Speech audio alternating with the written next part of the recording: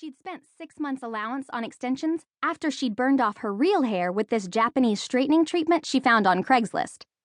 So, I widened my eyes and triple blinked. Still nothing. What's up? Just stopped by to watch the B-cast OBV. Molly's high cheekbones and the tip of her button nose were flushed, meaning she was either lying or humiliated. Sixth Sense said, lying. Whatever you say. I shuffled the script on my desk 3 times, then set it aside. Scripts were like understudies. I never actually planned on using mine, but it was nice to know it was there. Now move. I gave her scarf a playful yank. You and your dead cat are in my light. She shrank away from the desk and pouted, pretending to be hurt. But Tatiana says I look like a total pro. Tatiana was Molly's Russian ice skating instructor. Every year, Molly picked a new extracurricular, and every year, she got really excited about the outfits and then quit when she realized she wasn't Olympics-bound. Last semester, it was gymnastics, which meant tight ponytails and glitter hairspray. In 6th, it was horseback riding, which meant multiple pairs of riding boots. I'd tell you that you looked like a pro if you paid me $50 an hour, too. Please. She straightened up and strode past the slack-jawed camera guys, taking a seat next to Carlos. When she crossed her legs, a pair of cream lace-up boots made their debut. No, you wouldn't. No, I wouldn't, because real friends don't lie. I made a mental note to snag the boots for next Thursday's broadcast. Say what you wanted about Molly's extracurricular outfits, at least she had the guts to take a fashion risk. It was the thing that had drawn me to her last year, at the start of middle school. Marquette forced all incoming 6th graders to attend a weekend camping trip / orientation before the start of the semester, which sounded lame, but turned out to be the perfect place to scout a few new BFFs for my transition into middle school. And you had to love a girl who showed up to a team-building hike in a camouflage tank dress, matching olive green eyeliner, and hiking boots with a slight wedge heel.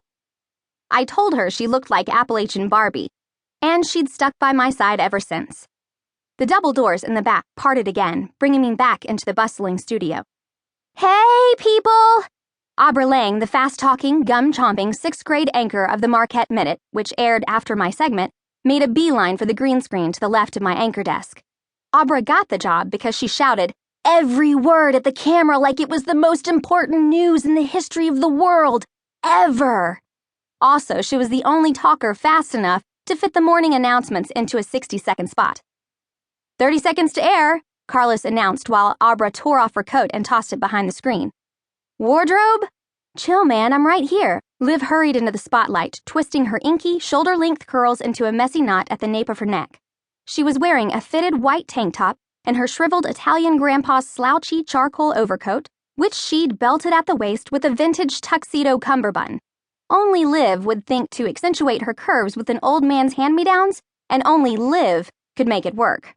Girl, you're gonna love this piece. Liv produced the sticker-covered flute case she'd used for her startup accessories line, Liv Threads, and lowered it onto my desk. I used one of my dad's old shirts and a tutu. She popped the silver latches on the case and rummaged through a musty-smelling heap of glinting costume jewelry, fabric swatches, and feathered headbands. A few seconds later, she held up a flower pen made of plaid flannel and frayed purple tulle that matched my shirt exactly. Liv, love it. I inspected the perfectly jagged edges of the petals. You'll sell out before lunch. I never went on the air without one of Liv's custom designs. They were my good luck charm, and judging from Liv Threads' sales this year, Simon says was hers. Hope so. Liv's wide jade eyes shone with gratitude as she leaned forward to pin the flower on my black silk top. She smelled like rose oil and her grandpa's pipe tobacco. My right eye twitched involuntarily. Contacts! Liv lunged across the desk. Violet? She cupped my face in her warm hands. This shade is gonna pop on camera.